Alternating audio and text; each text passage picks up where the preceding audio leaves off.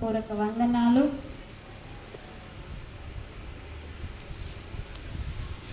ఎక్కడున్నాం మనం? ఈ సంవత్సరము లాస్ట్లో ఉన్నాం. హల్లెలూయా హల్లెలూయా. ఉదయకాల సమయంలో లేచి దేవునికి కృతజ్ఞతాస్తుతులు చెల్లించిందా? ఈ సంవత్సరం అంతా ఆయన ఆరోగ్యమైన రెక్కల కింద భద్రపరిచి ఉన్నాడు. హల్లెలూయా హల్లెలూయా. మంచిది. దేవుని ఒక వాక్యాన్ని మనం ధ్యానం చేసుకుందాం. దావీదు రాసిన కీర్తన 103వ కీర్తన చదువుకొని ధ్యానం చేసుకుందాం. దావీదు అంటున్నాడు, నా ప్రాణమా యెహోవాను సన్నతించుము, నా అంతరంగమునున్న సమస్తమా ఆయన పరిశుద్ధ నామమును సన్నతించుము. చిన్న ప్రార్థన చేసుకుందాం. దేవానికి స్తోత్రాలు, వందనాలు ప్రభువా, నీకు కృతజ్ఞతాస్తుతులు స్తోత్రాలు చెల్లిస్తుంటున్నాం. ఈ పునరుద్ధాన దినమున నా ప్రభువా, ఇదిగో నాయన నీకు వందనాలు. మమ్మల్ని అందరినీ సమకూర్చి నా తండ్రి మాతో మాట్లాడుతున్న దేవానికి స్తోత్రములు. అయ్యా నీకు స్తోత్రములు. నీ సన్నిధి ప్రసన్నత ఉంచండి. నా నోటిలోని మాటలు ఉంచి ప్రభువా, ఇదిగో మీరు మాత్రమే మాట్లాడండి, సహాయం చేయండి. యేసు నామములో ప్రార్థిస్తున్నాము తండ్రి, ఆమేన్. హల్లెలూయా. దావీదు తన ప్రాణానికి చెప్తూ ఉన్నాడు. దావీదు ఏమంటున్నాడు? నా ప్రాణమా యెహోవాను సన్నతించుము, ఆయన పరిశుద్ధ నామమును సన్నతించుము, నా అంతరంగములో ఉన్న సమస్తమా యెహోవా నామమును సన్నతించుము. దావీదు ఇలా ఎందుకు చెప్తున్నాడండి? తన ప్రాణానికే చెప్పుకోవాలా? హల్లెలూయా. దేవుని యొక్క మాటలు ఇందాం, మనసు దృష్టి దేవుడి మీద నిలుపుదాం. తన ప్రాణానికి చెప్తూ ఉన్నాడు. ఏమని చెప్తున్నాడు? యెహోవాను సన్నతించాలి. నా ప్రాణమా, ఎంత మంచిగా దేవుడితో మాట్లాడుతూ ఉన్నాడు. మనమైతే మనుషులకు చెప్పుకుంటాం. ఏం చెప్పుకుంటాం? నా బాధ తీరని బాధ, నా కష్టము తీరనిది అని మనుషులకు చెప్పుకుంటాం. కానీ దావీదు అంటున్నాడు, నా ప్రాణమా యెహోవాను సన్నతించుము, నా అంతరంగమునున్న సమస్తమా యెహోవాను సన్నతించుము. ఎందుకు తన ప్రాణానికి చెప్పుకుంటున్నాడు? తన శరీరానికి, తన కళ్ళకి, తన చెవులకి అన్నిటికీ చెప్పుకోవచ్చు కదా. ఎందుకు తన ప్రాణానికే చెప్తున్నాడంటే దేవుడిచ్చిన ప్రాణం. హల్లెలూయా హల్లెలూయా. దేవుడిచ్చిన ప్రాణం కాబట్టి, దేవుడు ఆత్మ మనలో ఉంది కాబట్టి దావీదు మనకి మరలా గుర్తు చేస్తున్నాడు. ఎందుకో తెలుసా? మనము ఏదైనా బాధ వచ్చినప్పుడు, కష్టం వచ్చినప్పుడు కృంగిపోతూ ఉంటాం. కానీ దావీదు అలాగ కృంగిపోవట్లేదు. నువ్వెక్కడ కృంగిపోతావో అని తన ప్రాణానికి చెప్పుకుంటూ ఉన్నాడు. ఏమని చెప్తున్నాడు? యెహోవాను సన్నతించుము. నీ కష్టం వచ్చినప్పుడు యెహోవా దగ్గరికి వెళ్ళు. నా అంతరంగంలో ఉన్న సమస్తమా యెహోవాను సన్నతించు. అంతేకాదండి, ఆయన పరిశుద్ధ నామమును సన్నతించమని దావీదు భక్తుడు ఈరోజు మనకు తెలియజేస్తూ ఉన్నాడు. ఎందుకో చెప్పనా? ఏదైనా బాధ వచ్చినప్పుడు యెహోవా మందిరంలో మనము ప్రార్థించడం నేర్చుకోవాలి. నువ్వే స్థలంలో అయినా ఉండవచ్చు, ఏ గ్రామంలో అయినా ఉండవచ్చు, ఏ ఊర్లో అయినా ఉండవచ్చు, ఏ స్థలంలో అయినా ఉండవచ్చు. నువ్వు ఏక మనస్సు కలిగి నువ్వు దేవుని సన్నిధికి వెళితే, దేవుడితో నువ్వు మాట్లాడితే ఆయన సమీపముగా ఉండే దేవుడు. ఆమేన్. హల్లెలూయా. హల్లెలూయా. దేవుడు మనకి సమీపముగా ఉన్నాడు. అంతేకాదు, ఆయన చేసిన ఉపకారములలో దేనిని మరవకుము అంటున్నాడు. ఇన్ని రోజులు ఇంత ఆరోగ్యం ఇచ్చి నిన్ను కను పాప వల్లే కాపాడుతున్నాడు చూడు. అందుకు ఆయన పరిశుద్ధ నామములో ఆయన చేసిన ఉపకారములు దేనిని మరవకుము అని తన ప్రాణానికే చెప్తున్నాడు. హల్లెలూయా, హల్లెలూయా హల్లెలూయా. హల్లెలూయా తన ప్రాణానికి చెప్తున్నాడు. ఎవరి ప్రాణానికి? మన ప్రాణానికి మనం చెప్పుకోవాలి. దావీదు భక్తిని చూసి మనం నేర్చుకోవాలి. ఆయన చేసిన ఉపకారములో ఏది మరవకుము అంటున్నాడు. మనమైతే మర్చిపోతాం కదా అండి. పోయిన సంవత్సరం బాగా సంతోషంగా ఉన్నాం, ఈ సంవత్సరం లేమంటే మనం మర్చిపోతాం. మళ్ళా దేవుడు చేసే మేలుల కోసమే ఎదురు చూస్తాం, కానీ దేవుడు చేసిన మేలులు మాత్రం తలపోసుకో. హల్లెలూయా, హల్లెలూయా. దేవుడు చేసిన మేలులను దేనికి కూడా మరవద్దని తన ప్రాణానికి చెప్తున్నాడు, తన అంతరంగానికి చెప్పుకుంటున్నాడు. మనుషులకు కాదు, ఆయనతో ఉన్న చుట్టుపక్కల ఉన్న వాళ్ళతో చెప్పట్లేదు. దావీదు తన ప్రాణానికి, తన అంతరంగానికి చెప్పుకుంటున్నాడు. ఆయన పరిశుద్ధ నామమును సన్నతించు, నువ్వు ఆయన కీర్తించు. నీకు ఏ బాధున్నా దేవుడు తీర్చేస్తాడు. నీకు ఏ సమస్య ఉన్నా దేవుడు వెంటనే సహాయం చేస్తాడు. ఎప్పుడో తెలుసా? ఏక మనస్సు కలిగి ఆయనను సన్నతించినప్పుడు. ఏక మనస్సు ఎలాగొస్తుందండి? ఎప్పుడు మన బాధలే, ఎప్పుడు మన కష్టాలే, ఎప్పుడు మన ఇబ్బందులే, ఎప్పుడు మన పిల్లల గొడవే, ఎప్పుడు మనము దాంట్లోనే మునిగి తేలుతూ ఉంటాం. కానీ మనం ఒక్కసారైనా ఆలోచించాలి.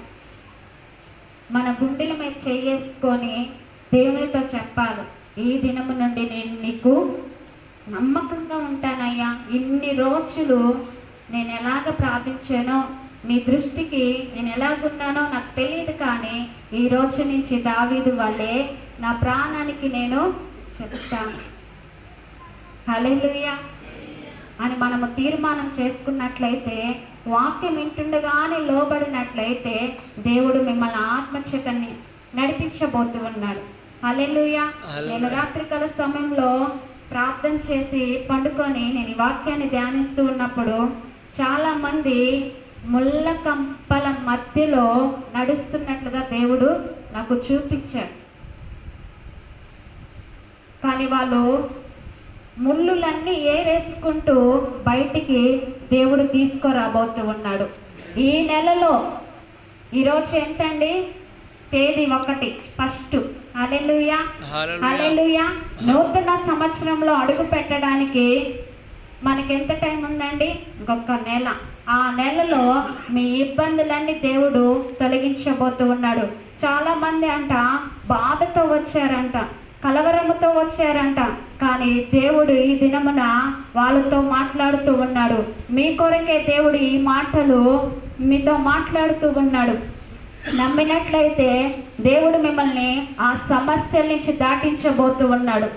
ఆమేన్, ఆమేన్, ఆమేన్. హల్లెలూయా, హల్లెలూయా, హల్లెలూయా. హల్లెలూయా.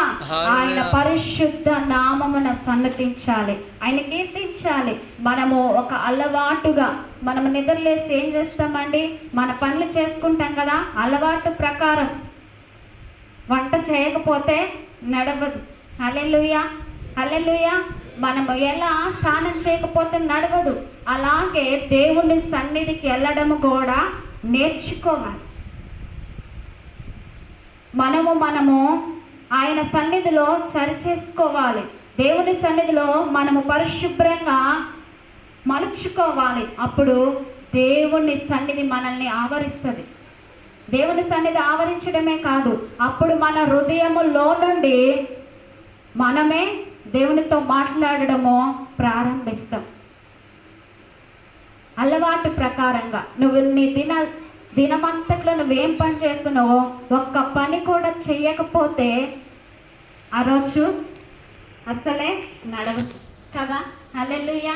అందుకే దేవుని ముందుగా దేవుని సన్నిధిలో ఆయనను సన్నతించి ఆయన దగ్గర ప్రార్థన చేసి ఆయనను సంతోషపెట్టిన వారమైతే మన దినమంతా సంతోషకరంగా మార్చు.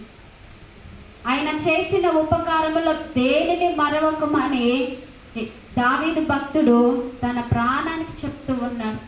నా అంతరంగంలో ఉన్న సమస్తము నా వల్ల ఏది కూడా కలగలేదు, ఆయన ఇచ్చినయే. అందుకు దేనిని కూడా చిన్న విషయాన్ని కూడా మరవద్దని తన ప్రాణానికి చెప్పుకుంటున్నాడు. హల్లెలూయా, హల్లెలూయా. ఆయన దోషములన్నిటినీ క్షమించువాడు, నీ సంకటములన్నీ కుదుర్చువాడు. హల్లెలూయా. నువ్వు మన దోషములన్నీ క్షమిస్తాడంట ఈ దినము. నువ్వే పొరపాట్లు చేసావో, ఎక్కడ తప్పిపోయినవో ఈ దినము నువ్వు ఒప్పుకున్నట్లయితే ఆయన క్షమిస్తాడు, నీ సంకటములన్నీ కుదురుస్తాడు. నువ్వు ఏది కావాలని కోరుకున్నావో, దేని కొరకైతే తాపత్రయపడుతున్నావో అవి నీకు జరిగించబోతూ ఉన్నాడు. హల్లెలూయా, హల్లెలూయా. ఇంకా 4వ వాక్యం, సమాధిలో నుండి నీ ప్రాణమును విమోచించువాడు కరుణ కటాక్షములను నీకు కిరీటముగా ఉంచుచున్నాడు. పక్షిరాజు యవ్వనము వలె నీ యవ్వనము క్రొత్తదగునట్లు మేలుతో నీ హృదయమును తృప్తిపరచుచున్నాడు. హల్లెలూయా, హల్లెలూయా. మనము దినదినము ఆయన సన్నిధిలో మన దోషములన్నీ, అతిక్రమములన్నీ ఒప్పుకొని విడిచిపెట్టినప్పుడు ఆయన క్షమించే దేవుడు, నిన్ను సమస్యల్లో నుంచి బయటికి తీసుకొచ్చే దేవుడు, నీ ప్రాణమును సమాధిలో నుండి నీ పాత జీవితాన్నంతా కడిగి నిన్ను విమోచించే దేవుడు. ఇదిగో నీకు బలహీనముగా ఉంటే పక్షి రాజు వలె యవ్వనము కొత్తదగునట్లుగా నీకు యవ్వన బలమును ఇవ్వబోతూ ఉన్నాడు. ఆమేన్, ఆమేన్, హల్లెలూయా. మేలులతో నీ హృదయమును తృప్తిపరచబోతూ ఉన్నాడు. నీకు తృప్తి లేదంట, నీకు తృప్తి లేదంట. మీరు చాలా బాధతో వచ్చారంట. దేవుడు ఈ దినము మిమ్మల్ని మీ హృదయమును తృప్తిపరచబోతూ ఉన్నాడు. మీ బాధలన్నీ తీసివేయబోతూ ఉన్నాడు. ఇప్పుడు తెలుసా, దేవుడు యందు విశ్వాసము కలిగి ఉన్నప్పుడు, నమ్మకము కలిగి ఉన్నప్పుడు, మీ హృదయానికి దేవుడు ఒక వాక్యము తగిలినప్పుడు, లోబడినప్పుడు దేవుడు కార్యం చేయబోతూ ఉన్నాడు. మీ హృదయమును తృప్తిపరచబోతూ ఉన్నాడు. యెహోవా నీతి క్రియలను జరిగించు బాధించబడుతున్న వారికి దేవుడు న్యాయము తీర్చబోతూ ఉన్నాడు. హల్లెలూయా, హల్లెలూయా. మీరు బాధపడుతున్నారా? మీరు పనికి రాని వారని మీ బంధువులు అంటున్నారా? మీ ఇంట్లో ఉన్నవారు అంటున్నారా? కాదు. నీ నీతి ఎవరికి తెలియాలండి? నీ నీతి కార్యములు ఎవరికి తెలియాలి? దేవుడికి తెలియాలి. దేవుడు యందు నువ్వు నీతిగా జీవించినట్లయితే, నువ్వు బాధపడుతున్నట్లయితే, దేవుడు నీ బాధను బట్టి, నీకున్న సమస్యను బట్టి నీకు న్యాయం తీర్చబోతూ ఉన్నాడు ఈ దినమున. హల్లెలూయా, హల్లెలూయా. దేవుని సన్నిధికి వెళ్ళాలండి. ఈ లోకములో ఏది శాశ్వతం కాదు, ఈ లోక బంధాలని శాశ్వతం కాదు, కానీ యేసయ్యే మనకి శాశ్వతం. నమ్మిన వారు ఆమేన్ చెప్తారా? ఆమేన్, ఆమేన్. ఎవరు మనకు శాశ్వతమో? ఈ లోకంలో శాశ్వతమైనది ఏది లేదు, మనకి ఏది కూడా రాదు. యేసయ్యే మనకి శాశ్వతం. ఆయన ప్రేమ మనకి శాశ్వతంగా ఉండేది. మనుషులు ప్రేమిస్తారు కొద్ది మట్టుకే, నీ బంధువులు ప్రేమిస్తారు కొద్ది మట్టుకే, నీ రక్త సంబంధికులు ప్రేమిస్తారు కొద్ది మట్టుకే, కానీ అస్సలైన ప్రేమ యేసయ్య మనకి చూపిస్తున్నాడు. ఆ ప్రేమలో మనము పడితే అసలు మనల్ని ఎవరు కూడా కదిలించలేరు. ఆ ప్రేమ మనకి కావాలి. ఈ మనుషుల ప్రేమ